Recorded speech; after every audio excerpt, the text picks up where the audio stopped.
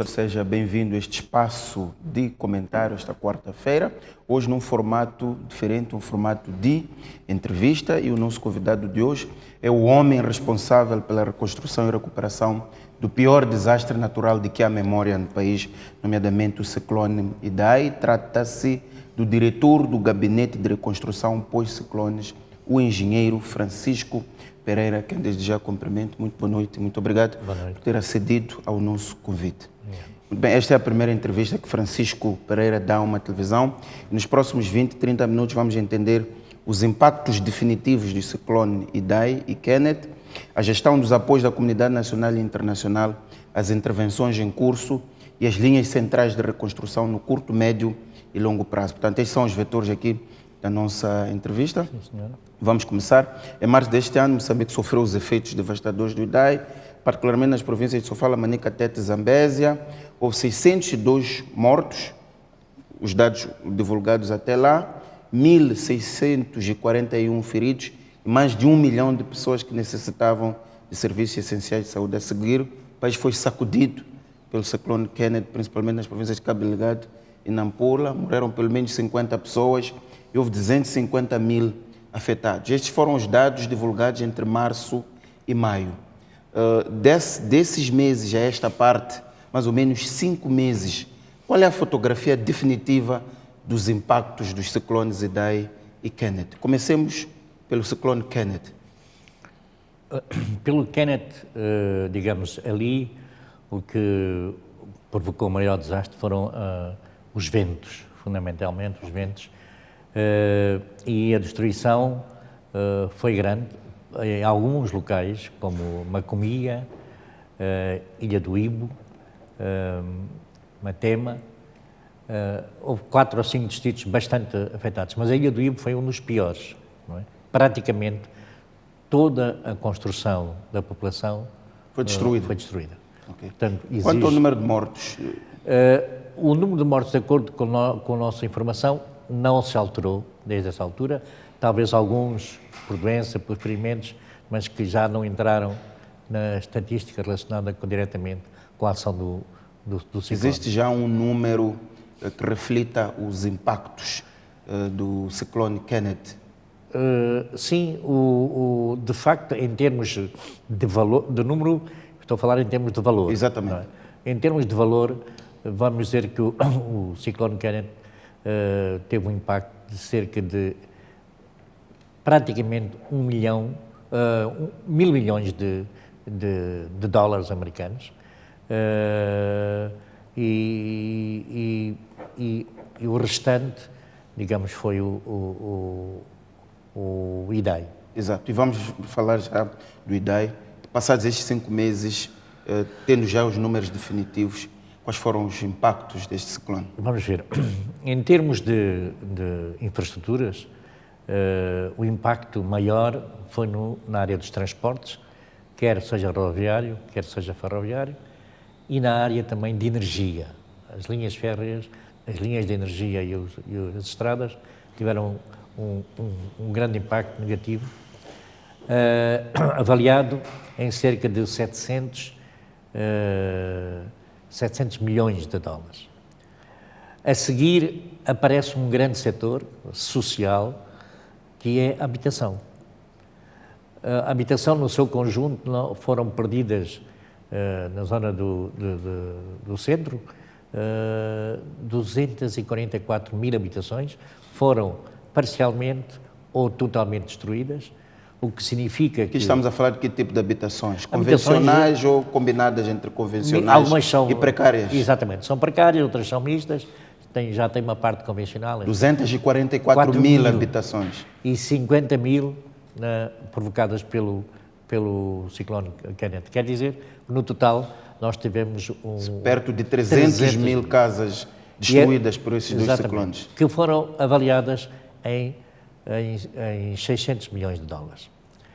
Portanto, é um número muito grande para qualquer país, e em particular para Moçambique, para dar resposta a essa situação da habitação.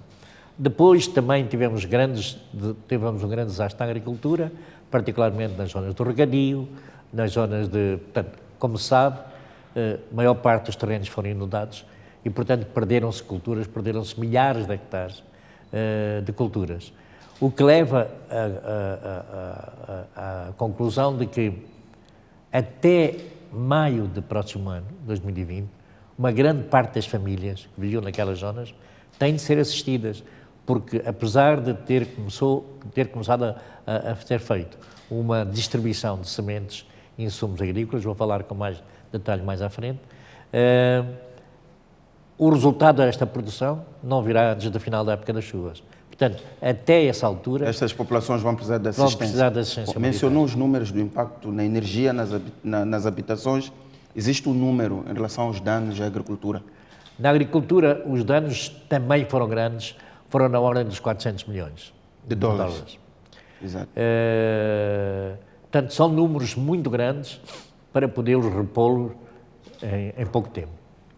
Aliás, é por isso que o Governo, quando decidiu criar o gabinete, fixou já um plano de 2 a 5 anos. Mesmo isso pode ser, eventualmente, com algum otimismo, porque para recuperar, há muito trabalho por fazer. Há muito trabalho para fazer. Bom, mencionou os danos materiais, em termos de número de mortos e feridos, em relação àquilo que sabíamos em março, esta parte não temos subiu. outra informação, não temos Exato. uma outra informação que modifique esses números. Muito bem, eu fiz aqui rapidamente as contas. O Kenneth criou prejuízos ou danos de $1.000 milhões. O IDAI criou danos de 1.700 milhões. Estamos a falar no global de 2.700 milhões. 700 milhões de dólares.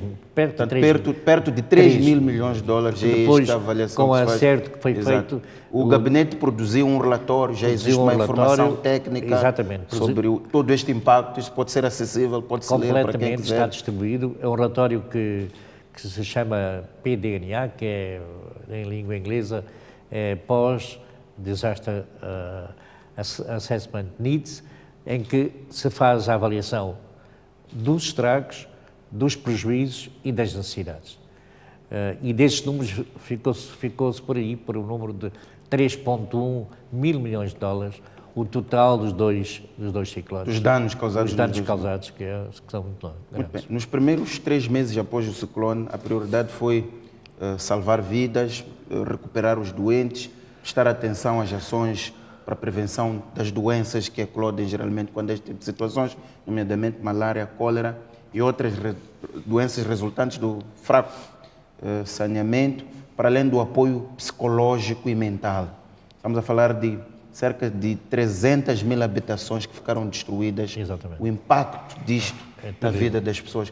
Como é que este processo foi conduzido, como é que está a ser conduzido, para que as pessoas possam sentir alguma esperança Exatamente. e recuperar as suas vidas? Eu devo dizer que, devo referir aqui a ação também do INGC. O INGC tem a responsabilidade de acudir em primeiro lugar os efeitos do desastre, porque tem uma área de emergência, enquanto que o Gabinete de Reconstrução, como o próprio nome indica, atua na segunda fase para a reconstrução. Exato. Mas, de facto, fez um levantamento. Há no terreno muitas ONGs trabalhando nessa área, porque, de facto, muitas das famílias viram os seus familiares morrerem à frente, perderam as casas, mas também perderam o emprego. Portanto, ficaram numa situação terrível. Como é que classifica a situação atual neste momento? É uma situação dramática. Estas pessoas todas que foram afetadas, como é que elas vivem hoje? Principalmente na Beira e em Pemba, as zonas mais afetadas pelos 2 ciclones. Não, é evidente que pode-se dizer que as pessoas têm mostrado uma grande resiliência, digamos, porque nem toda a gente disse vou esperar que venha apoio e começou a reconstruir a sua própria vida. Há muitas famílias que estão a reconstruir a sua própria vida. Naturalmente há outras que não têm recursos e têm que ser apoiadas. E é esse o nosso trabalho que vem a seguir, que é ajudar a recuperar essas famílias, e vamos trabalhar também com algumas ONGs que, para além da recuperação física, se faça, de facto, uma recuperação social e psicológica. Exato. Bom, são 300 mil casas destruídas. Estas pessoas que habitavam nestas casas, onde é que dormem hoje? Bom, Reconstruíram-se estas casas? Reconstruíram-se casas Não. alternativas? De facto, algumas delas foram reassentadas. Não foi muito, foram 60 mil, aquilo que era possível. 60 mil pessoas reassentadas. Elas continuam reassentadas? Elas continuam reassentadas em vários centros de reassentamento. Porque estamos a falar de pessoas afetadas pelo IDAI e pelo Kenneth, mas maioria pelo IDAI. Porquê? Porque, de facto, as casas foram destruídas e aquelas zonas não são mais propícias para poderem ser habitadas. Há uma grande parte que voltou e começa a fazer esforços de recuperação,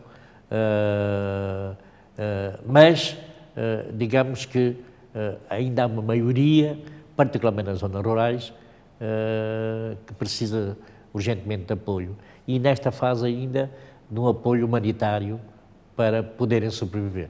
Exato. Estas 60 mil pessoas reassentadas, elas são alimentadas pelo gabinete, pelo INGC, portanto, toda a sua vida é, digamos, conduzida pelo gabinete e pelo INGC. São pessoas sem controle próprio. São fundamentalmente pelo INGC. Nós estamos a fazer, começar a fazer algumas das infraestruturas. Houve, talvez a pergunta viesse a seguir, mas eu posso adiantar, portanto, há um valor que foi...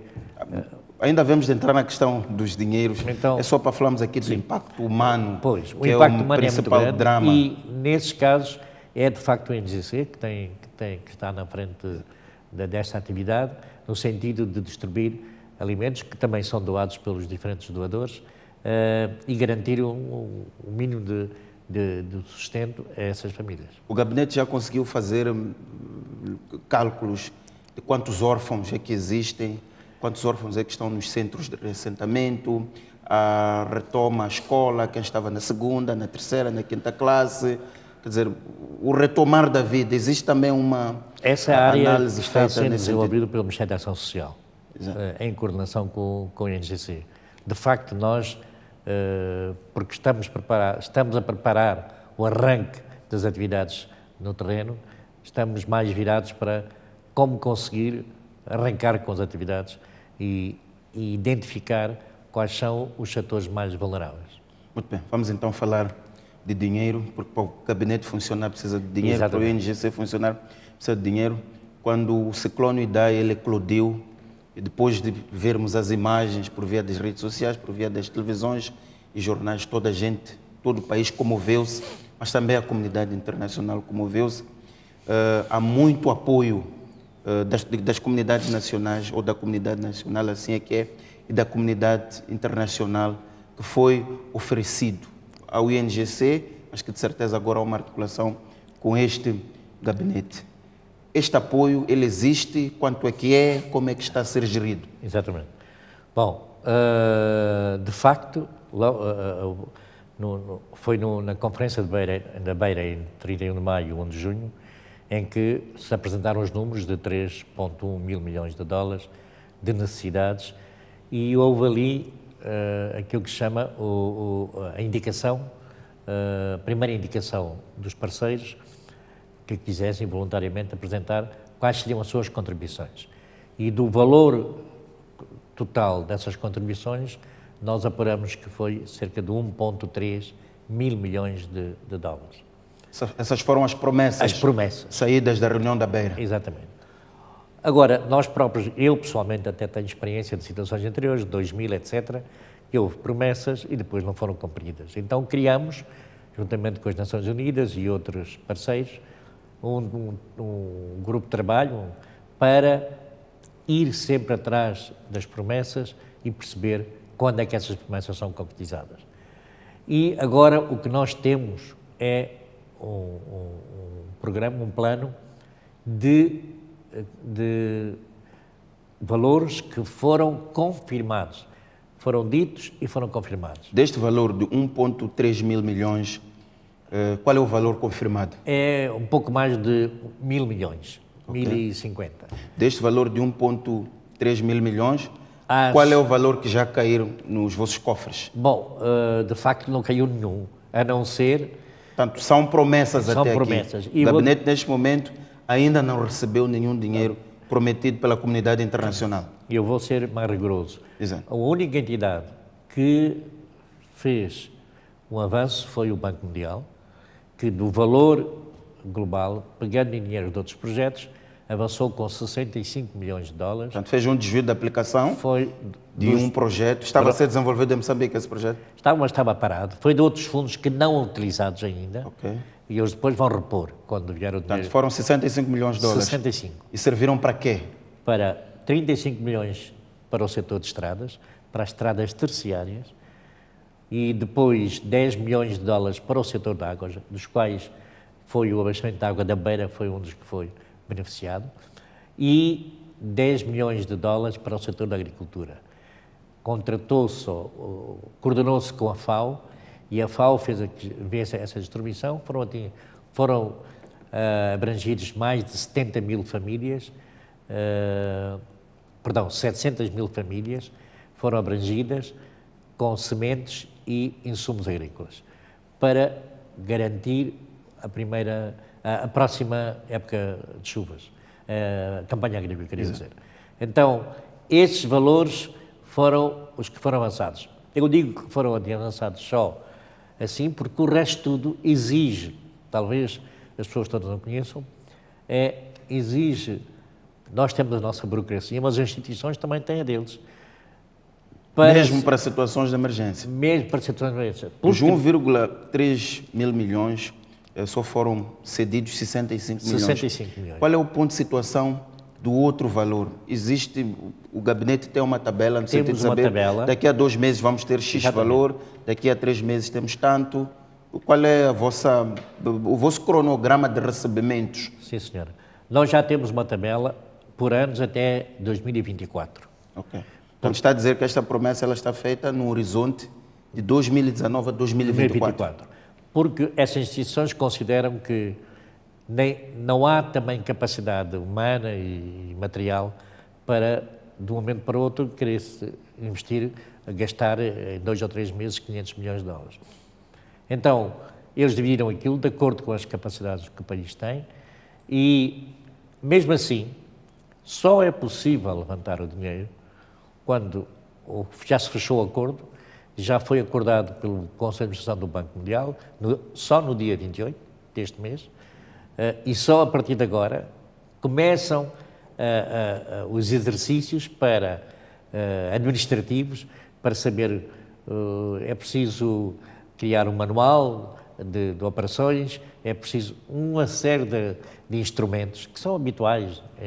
Eu devo dizer que, numa situação normal, quando se discute um projeto com instituições financeiras internacionais, desde a discussão do conteúdo, a aprovação, até os desembolsos, são 2 anos, 2 anos e meio, 3 anos. Portanto, aquela expectativa que havia quando se ouvia falar destes valores, ela não é assim tão não pode ser prática. Não é, porque nem próprias. Sequer as instituições são capazes de disponibilizar o dinheiro.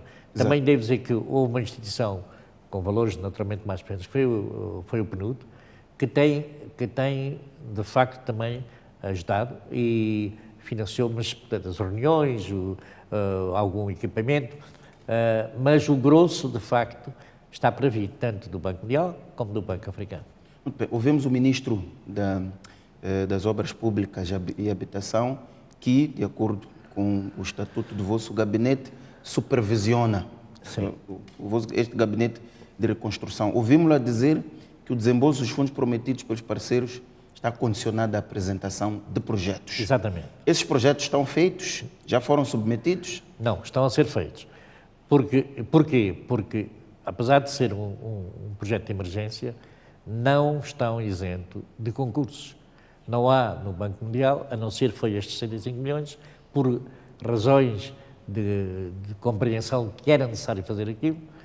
De resto, tem que se fazer os estudos, novamente, de impacto ambiental e os estudos e fazer o projeto detalhado de execução, para se poder lançar ao concurso. E, a partir do concurso, escolher o empreiteiro, o fiscal, etc., para se fazer a obra. Primeiro o projetista, o empreiteiro e o fiscal. Isso tudo é o processo que está a decorrer agora e que vai avançar pelo primeiro trimestre quase a chegar ao fim do primeiro semestre de 2020. A partir daí, sim, serão... Portanto, há aqui um desafio também de gestão de expectativa das pessoas afetadas na Beira, em Cabo Delgado e na Nampula, no sentido de que os vossos problemas, ou os nossos problemas, eles não serão resolvidos, estão já. Exatamente. Nós, por exemplo, no programa de habitação, que estará disponível os dinheiros ainda este ano, aí não é tanto um problema de projeto, mas é o seguinte: nós precisávamos de 600 milhões de dólares para recuperar toda a habitação destruída, no centro e no norte.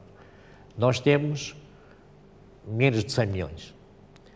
Então é preciso fazer uma seleção criteriosa de quais são os locais mais vulneráveis, quais são os grupos familiares mais atingidos, e já estão critérios definidos, os grupos dirigidos por mulheres, por crianças, etc., por idosos. Muito bem. Nós, neste momento, estamos a falar do dinheiro prometido pela comunidade internacional, portanto, o apoio externo. E nós cá, qual é a dotação orçamental que o governo moçambicano tem estado a criar para fazer as intervenções no local, por um lado. Por outro lado, há também a questão da gestão de todos estes recursos, que é uma questão que alimentou alguma polêmica, uma vez que foi muita ajuda e depois, só mais tarde, é que vimos alguns mecanismos de prestação de esclarecimentos. Exato. Mas comecemos pela primeira questão. O que é que nós, fora os de fora, que não controlamos, o que é que nós internamente, dentro da nossa capacidade, está a ser feito para minimizar o sofrimento das pessoas? Bom, em primeiro lugar, dizer que o Governo alocou uma parte de dinheiro, inicialmente, para a zona de emergência, para a área de emergência, e depois também para financiar as atividades do gabinete parcialmente. Agora, foi anunciado pelo Sr. Excelência Presidente da República que uma parte das mais-valias que virão para o orçamento serão dirigidas à reconstrução. É uma grande notícia para nós, porque de facto precisamos que não só possamos depender da ajuda internacional, que é boa, é bem-vinda e nós agradecemos muito, mas também que haja da nossa parte um esforço nesse mesmo sentido. Mas eu queria dizer que, em relação à habitação, o problema é este: nós vamos começar ainda este ano. Mas não há dinheiro para resolver todos os problemas dinheiro, de uma só vez. Eu perguntava quanto é que vocês têm recebido do orçamento do Estado, que é aquilo que nós controlamos. O que está a ser feito, das capacidades das instituições moçambicanas para resolver o problema no terreno? Bom, para além do funcionamento do orçamento do Estado, porque também era difícil, em meio do ano, teria que separar muitas atividades para... a opção foi feita, e acho correta, pelo funcionamento das instituições, quer do NGC, quer do gabinete. No pressuposto de que muitos daquelas ofertas iriam entrar entretanto. Não estão a entrar com aquela velocidade que nós queremos, mas ainda este ano vão começar a entrar. E vão minimizar, digamos, algumas das questões fundamentais que está. Mas mesmo no próximo ano, e isto é que é importante dizer, os setores todos nossos têm de completar os projetos. Sem projetos não é possível. Nós temos, por exemplo, duas grandes ações para aumentar a resiliência da cidade da Beira. Uma é a proteção costeira, exato, onde vamos gastar 60 milhões de dólares, 30 do Banco Mundial, 30 dos países de baixo, da Holanda, e mais 60 milhões para o sistema de drenagem das águas. Ora, isso são grandes projetos que exigem um projeto técnico de grande dimensão. Esses projetos estão feitos? Não, estão a ser feitos. Quem faz os projetos? É o gabinete? Não. É um concurso internacional e é com peritos internacionais, é com especialistas internacionais, empresas internacionais. Quem contrata essas empresas? No caso destes dois projetos, quem vai contratar é a AIAS, Exato. que é a nossa administração, em coordenação Portanto, para a maior parte deste dinheiro sair é mediante a apresentação de projetos. Portanto, isto implica produzir bons projetos com qualidade. Exatamente. E apresentar às diversas instituições. Essa coordenação da definição dos projetos está no gabinete? Está também no gabinete. E nós trabalhamos com o gabinete tem capacidade de conduzir um processo de elaboração de projetos suficientes para pelo menos minimizar as situações todas? Nós descentralizamos essa área para os diversos setores. O que fazemos é a coordenação. Exato. Porque senão teríamos que ter ali um grande número de especialistas. Mas vamos ter 10, 15, 20 especialistas a partir antes do final do ano. Exato. Além desta ajuda prometida, há ajuda que entrou, ajuda factual, o apoio em termos de roupa, vimos géneros alimentícios, arroz, entre outros. E a questão da transparência foi sempre colocada em cima da mesa. Qual é a fotografia que existe e como é que se está a trabalhar no sentido de se garantir, está aqui a falar de vários projetos que são necessários construir. Como é que está a ser montado o processo de transparência para que as pessoas estejam claras daquilo que está a acontecer com o seu apoio, da forma como está a ser usado e possam monitorar também? Por exemplo, nos grandes projetos, temos um acordo tanto com o Banco Mundial como com o Banco Africano, que vem uma equipe técnica que inclui 4 a 5 pessoas, tanto que faz o chamado procurement, tanto a escolha, faz também a parte financeira e a monitoria e a avaliação. Nós vamos ter, isto tanto do Banco Mundial como do Banco Africano, nós vamos ter um sistema de contas abertas, quer dizer, vamos montar um sistema com apoio também de uma instituição financeira, em que toda a entrada de dinheiros é registada e fica pública. Vai haver um site em que as pessoas podem consultar.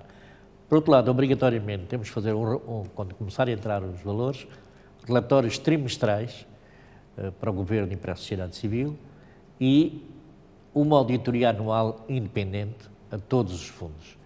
Estas são as garantias. Isto está fechado, já existem os termos de referência. Os termos existem para isso tudo. Exato.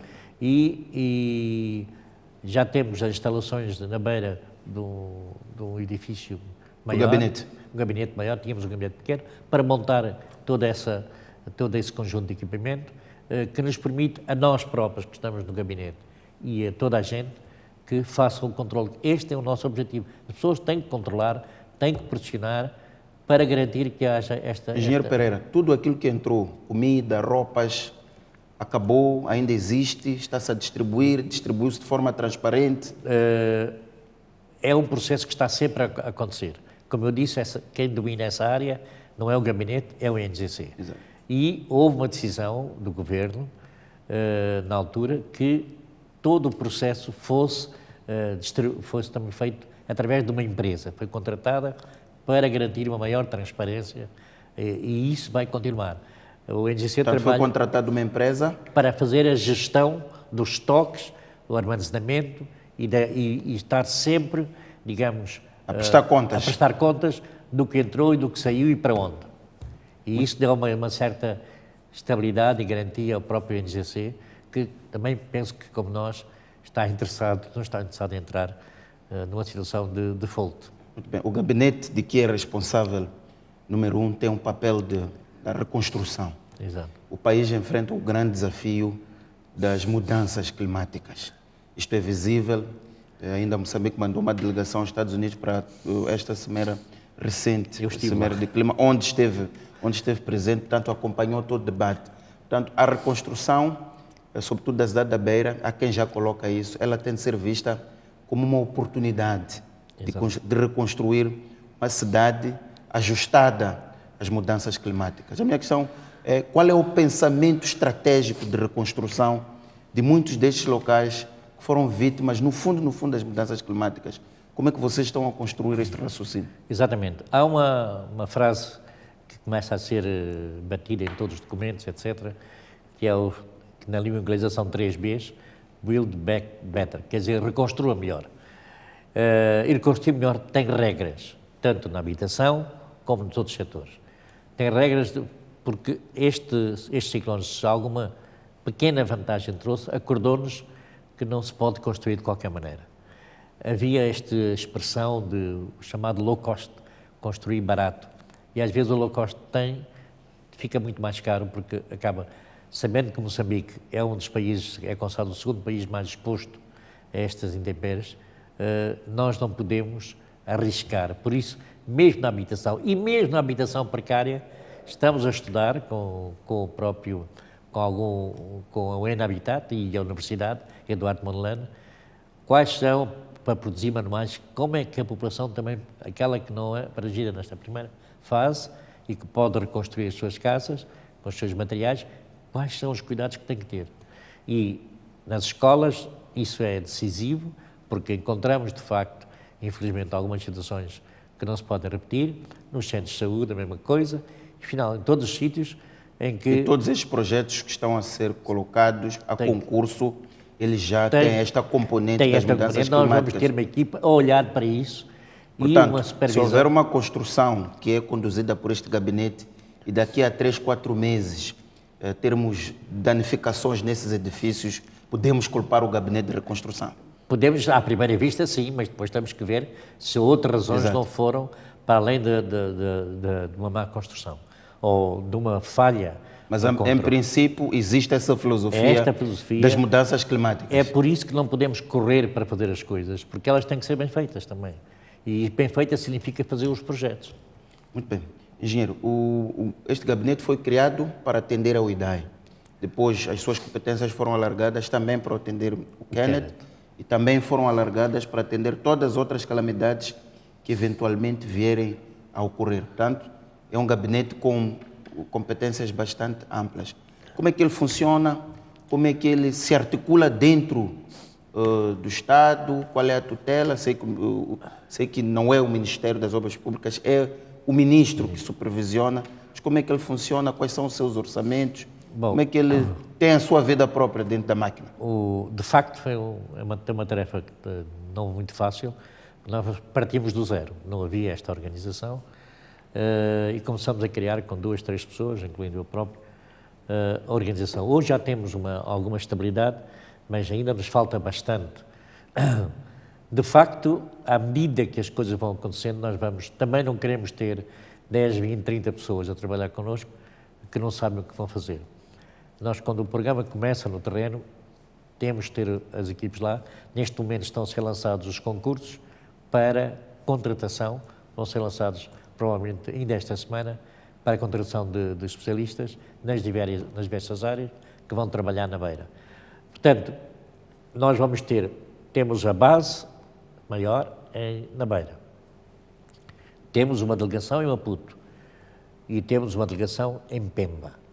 Delegação em Maputo, porquê? Porque, fundamentalmente, muitos dos órgãos de decisão, tanto para a execução dos projetos como dos parceiros, estão aqui. Não é possível deslocar essas pessoas todas para a beira. Então nós temos aqui uma equipe, agora ainda estamos aqui, alguns de nós, depois estaremos na beira, e aqui fica uma equipe mais reduzida, e em Pemba também uma equipe mais reduzida para atuar para Pemba e Nampula, para Cabo Delgado e Nampula. Eu questionava a questão dos orçamentos. Este gabinete tem um papel determinante no processo de reconstrução. Nós conseguimos este ano fazer o orçamento possível, porque foi a meio do ano, que permitiu gerir o gabinete e as atividades do gabinete. Nós, além da Conferência da Beira, tivemos várias conferências para chegar às prioridades. Porque aqui a atividade mais difícil nós temos vários setores com vários projetos. Depois temos vários doadores e esses doadores têm os seus projetos favoritos. E, normalmente, às vezes há uma ideia de que o gabinete vai ter um dinheiro que está disponível. Não. Os parceiros, quando entregam o dinheiro ao gabinete ou quando dizem que está disponível, já houve uma prévia discussão com a entidade beneficiária, o setor beneficiário, da importância que se deu a essa atividade e que a instituição financeira, neste caso o Banco Mundial ou o Banco Africano, também concordou. Então, de facto, Aqui é difícil acasalar, porque, primeiro, as prioridades são muito mais do que os recursos e, segundo, os parceiros têm também as suas preferências dos setores.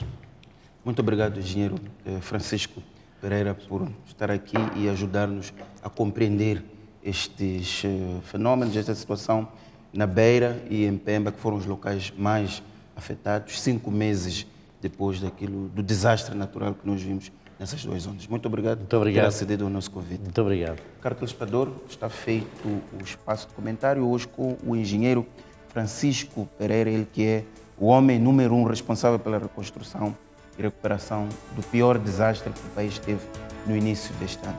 Nosso agradecimento e até a próxima quarta-feira.